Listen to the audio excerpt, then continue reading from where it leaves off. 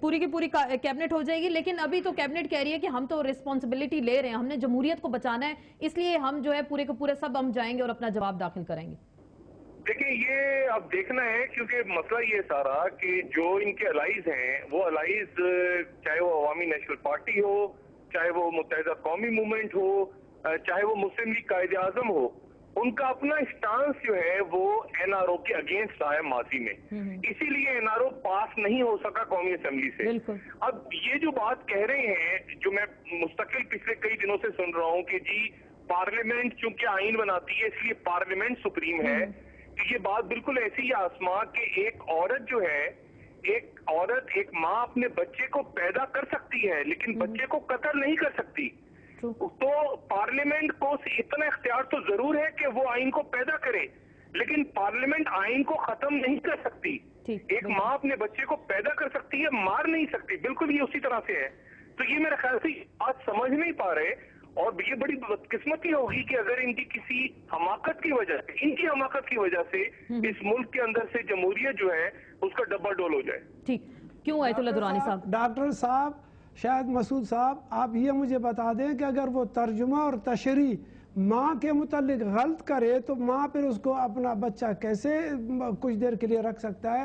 Physically تو ٹھیک ہے اس کو رکھ سکتا ہے، لیکن ترجمہ اور تشریح کی صورت میں جو از خود کرے، جس کا اپنا اینگل نکالے، تو کیا آپ اتنے پڑھے لکھے ہیں، آپ سمجھتے ہیں کہ اس شاعری کا جو کہ پارلیمنٹ جس شاعری کو پیش کرے اس کا ترجمہ اور تشریح بھی اسی انداز میں وہ لوگ سمجھ کر کے کر رہے ہیں، یا فارسی زبان میں اس کو ترجمہ اور تشریح کو دیا جا رہا ہے؟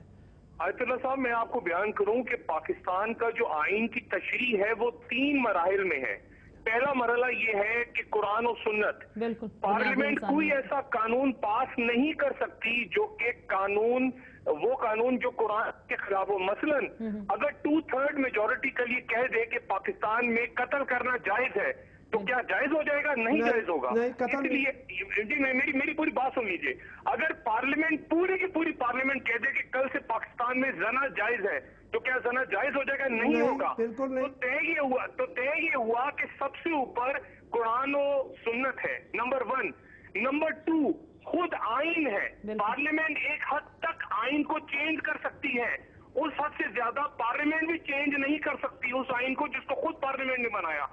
تو یہ بات آپ ذرا سمجھ لیں کہ آپ جو بات بار بار کرتے ہیں کہ پارلیمنٹ جو چاہے کر دے، جو چاہے نہیں، یہاں تو پارلیمنٹ سپریم ہے کا یہ تصور ہے، لیکن ڈاکٹر شاہد صاحب ایک سیکنڈ یہ مجھے بتا دیجئے کہ 2/3 میجارٹی کے ساتھ پارلیمنٹ کوئی بھی قتل نہیں کروا سکتی، تو کیا 2/3 میجارٹی کے غلط فیصلے سے ذوالفقار علی بھٹو کو شہید کیا جانا قابل قبول ہے؟ وہ تو پارلیمنٹ نے تو نہیں کیا تھا، وہ پارلیمنٹ نے نہیں کیا تھا۔ میں نے پارلیمنٹ نہیں تھی اس وقت۔ سنیے ڈاکٹر شاہد مسعود صاحب، میں اسی پارلیمنٹ کی بات نہیں کر رہا ہوں، میں اسی جبر کے پارلیمنٹ کی بات ہوں جس عدالت عالیہ نے 2/3 میجارٹی کے ساتھ بھٹو کو فیصلہ سنایا۔ لیکن یہ تو توہین عدالت کا قانون جس میں تبدیلی کر رہے ہیں، بھٹو صاحب کا ہی بنایا ہوا تھا 1973 کا، اس میں آپ تبدیلی کر رہے ہیں۔ عدالت ہے، عدالت کو کوئی چیلنج نہیں کرتا، عدالت کا ریسپیکٹ ہر انسان پہ فرض ہے، میں انسان کا لفظ استعمال کر رہا ہوں، لیکن عدالت اپنے عدل کی طرف جائے تو بہتر ہے۔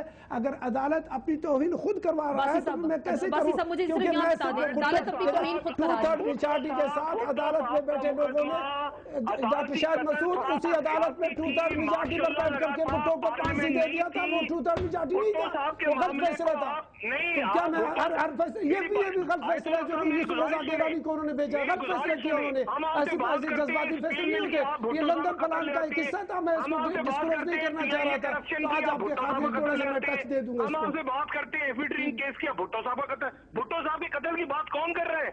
ہم آپ سے میں نے آپ کو کہا نا کہ آپ کہتے ہیں کہ میجارٹی پر قتل بھی جو جائز نہیں ہے، غلط فیصلے بھی جو جائز نہیں ہے، انسان تو انسان ہے، کہیں بھی کوئی کرے غلط فیصلے کرنے والا، ڈیبیٹ دوسری طرف جانی، ہم آج کے حالات پہ آ جاتے ہیں۔ غلط فیصلہ جج کرے اس کو بھی معافی نہیں ہونا چاہیے، پارلیمنٹ کرے اس کو بھی معافی نہیں ہے، جنرل کرے اس کو بھی نہیں ہے، صحافی کرے اس کو بھی نہیں ہے، کوئی شخص غلط فیصلے پر پورے دنیا میں اس کو قابل قبول نہیں ہو سکتا۔ میری گزارش سنیے، بھٹو صاحب کے وقت نہ پارلیمنٹ تھی اور عدالتی قتل اسے تاریخ کہتی ہے، لیکن اس کے باوجود یاد رکھیے کہ چیف مارشل ایڈمنسٹریٹر جنرل محمد ضیاء الحق سے भुट्टो साहब की माफी की अपील हुई थी, उसके बावजूद इसका मतलब है कि आपने फैसला माना था अदालत का। लेकिन बात सुनिए, अगर देखिए तारीखी हक़ाइक़, मैंने कहा कि मैं आपसे ये की बात करता हूँ, आप भुट्टो साहब की माफी ले आते हैं, मौजूदा हालात पे आ जाते हैं। डॉक्टर साहब मैं एक आपने अदालत की लफ्ज़ अदालत किया, अदालत आज की अदालत, ये वही अदलिया जिसको आपने बहाल किया, इसी अदलिया को आपने बहाल किया। आज की अदालत की बात करो तो मैं उस पर बात, अब्बासी साहब मुझे आज की अदालत पे बता दें, इतनी बायस्ड होगी आज की अदालत, कितनी वो जमहूरियत की दुश्मन हो गई आज की अदालत की, जमहूरियत को खत्म करने जा रही है। जो बात तारिक साहब ने पहले की थी ना कि अगर ये मसाइल थे, इस्तिस्ना की बात थी, तो आपने डिफेंड क्यों नहीं किया? जिस वक्त NRO सब आया तो आपने खुद कहा कि इसको आप नलिफाई कर दें।